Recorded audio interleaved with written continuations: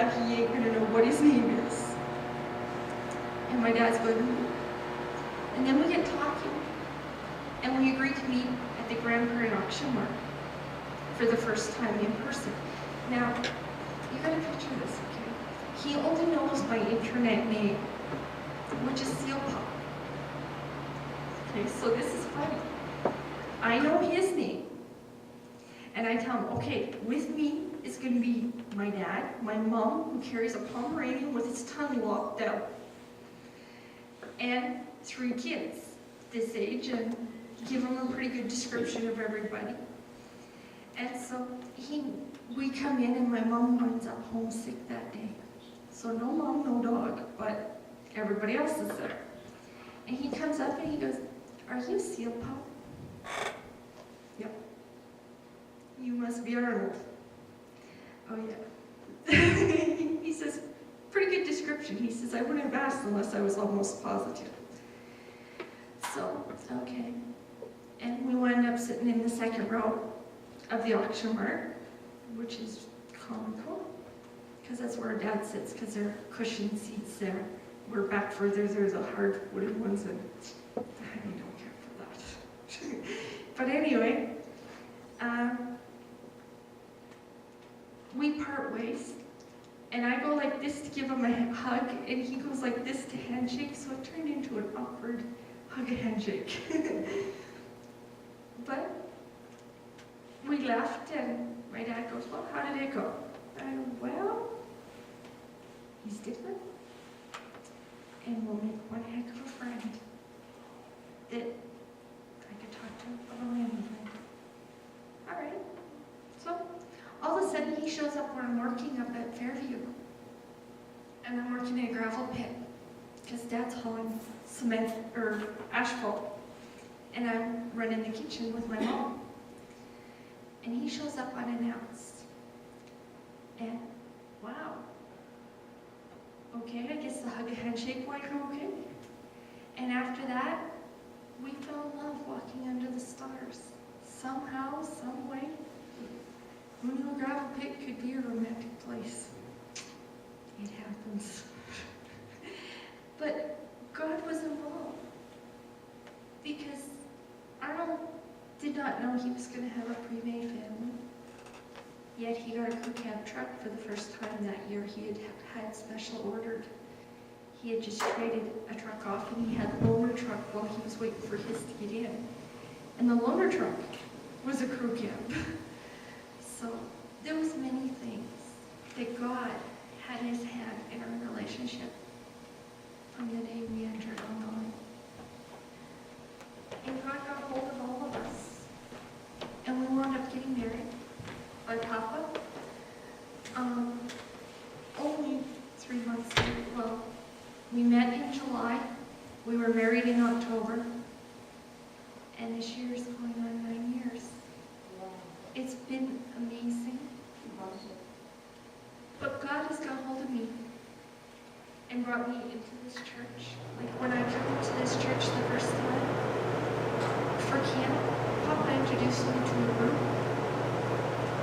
And it was fun. Remember that, Papa?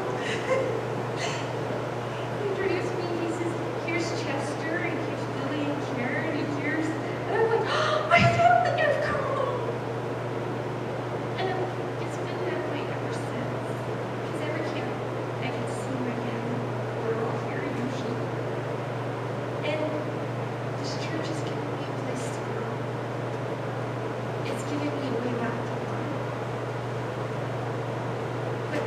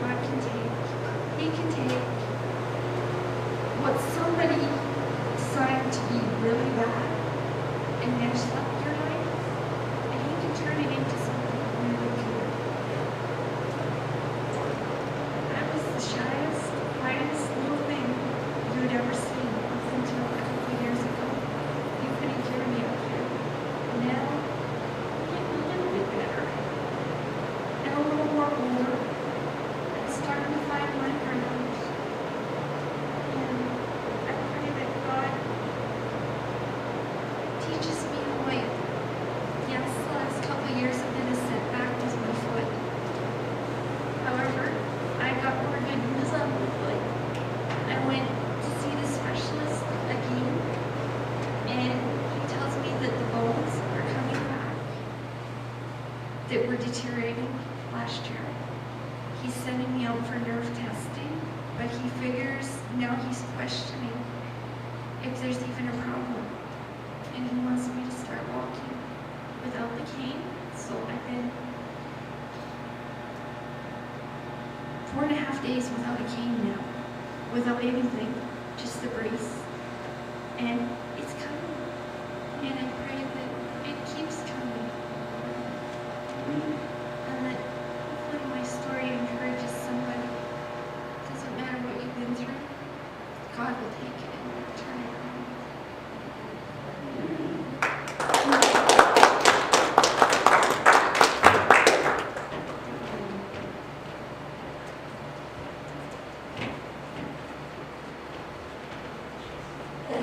Hi.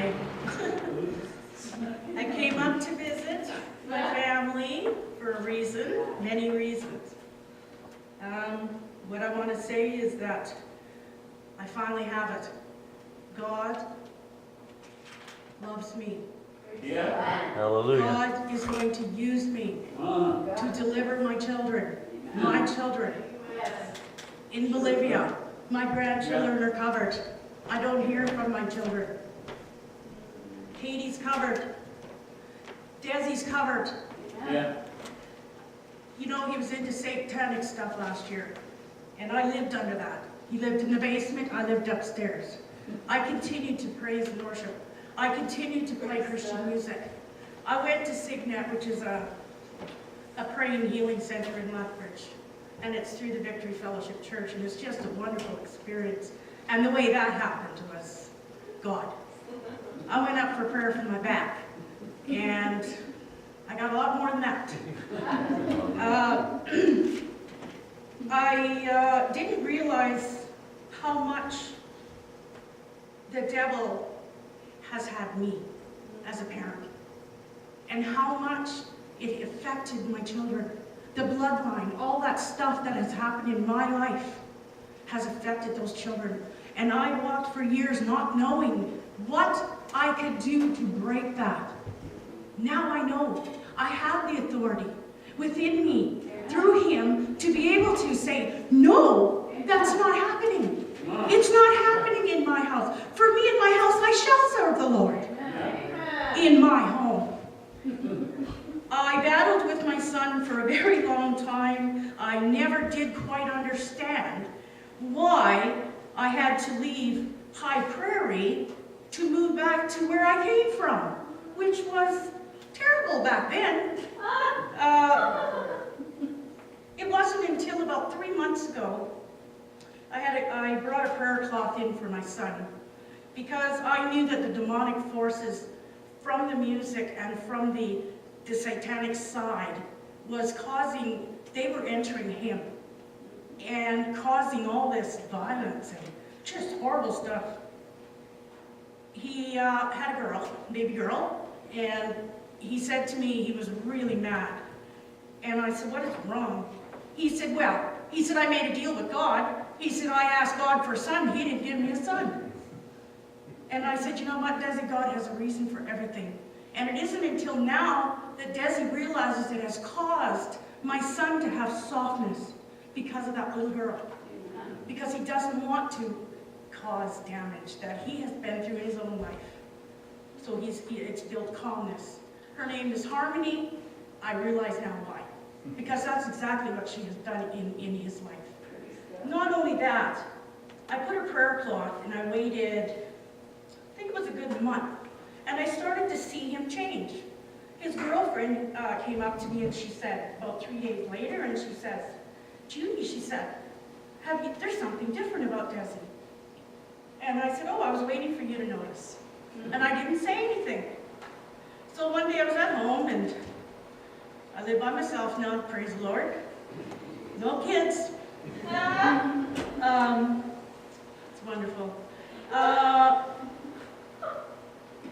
She phoned me and said that the baby wouldn't sleep, and the baby hadn't slept for 2 weeks. She cried all night, screaming and pointing at the walls. Well, I already knew that it was the stuff downstairs, the music.